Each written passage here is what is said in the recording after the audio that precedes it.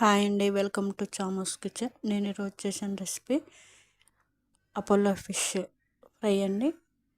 దానికి కావాల్సిన పదార్థాలు, నేను కేజీన్నర ఫిష్ తీసుకున్నాను. 600 గ్రాములు వచ్చిందండి. ఇట్లా పీసెస్ కట్ చేయించుకోవాలి. ఇప్పుడు అల్లం పేస్ట్ 1 స్పూన్నర వేసుకున్నానండి.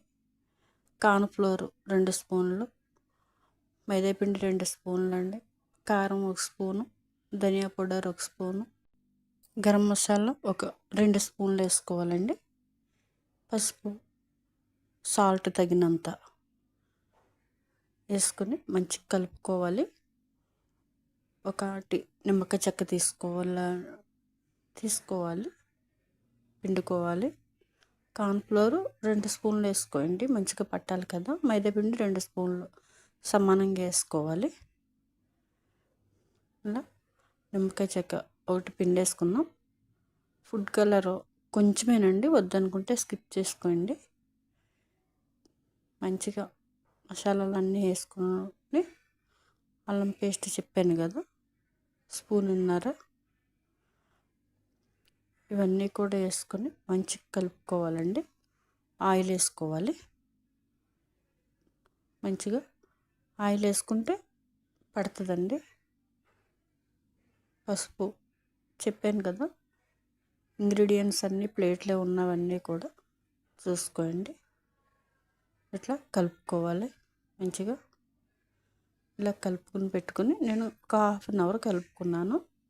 బాండీ పెట్టుకుని తగినంత ఆయిల్ వేసుకొని ఇలా ఒక్కొక్కటిగా వేసుకొని వేపుకోవాలండి. మంచిగా కలర్ రావాలి, మంచి కలర్ రావాలి. బయటకన్నా ఇంట్లో చేసుకుంటే బాగుంటుంది.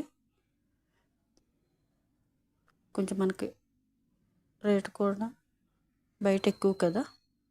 చాలా సింపుల్ అండి ఇది రెసిపీ. ఇట్లా ఈ కలర్ వచ్చిన తర్వాత తీసేసుకోవాలి. చాలా బాగుంటుంది, పిల్లలు కూడా మంచిగా తింటారండి. ఇలా తీసి పెట్టేసుకోవాలి.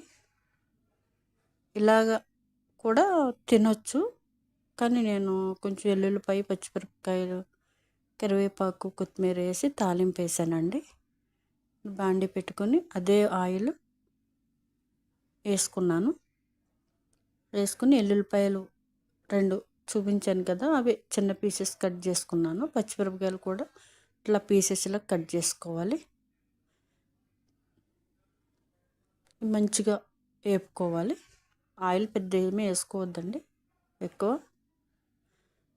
ఇలా వేపుకొని ఇలా పక్కన పెట్టుకున్నాం కదా, ఈ ముక్కలన్నీ దాంట్లో ఈ తాలింపు వేసుకున్నాయి దాంట్లో వేసేసుకోవాలండి.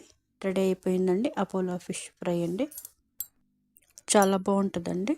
చూసినందుకు చాలా థ్యాంక్స్ అండి. లైక్, షేర్, సబ్స్క్రైబ్ చేసుకోండి. మరిన్ని వీడియోలతో మీ ముందుకు వస్తానండి.